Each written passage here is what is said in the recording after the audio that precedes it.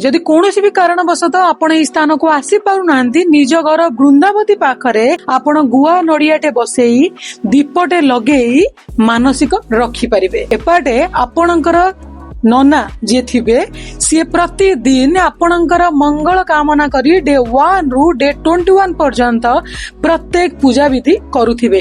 किंतु मने रखंतु एही स्थान रे किछि नना माने अति रु अति भलो थिबा बेले आउ किछि नना माने बहुत खराब मध्ये अटंती, सेमानक ठारु टिके बंची के रहिबे। आउ सबुठु गुरुत्वपूर्ण कथा हेउची एही स्थान रे मिलुथिबा वज्र विभूतिर महिमा अवर्णनीय।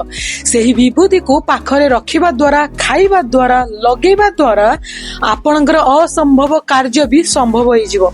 तेणु एही विभूति को एही स्थान रो नबा पई जमा भी भूलिबेनी। आउ एही वज्र विभूतिर संपूर्ण महिमा जानिबा को चाहुथिले कमेंट रे मते विभूति लिखि दियंतु ताकि मु आपणक पई एही वज्र विभूतिर संपूर्ण महिमार वीडियो नै आसीबी। जय बाबा वराल बालकेश्वर।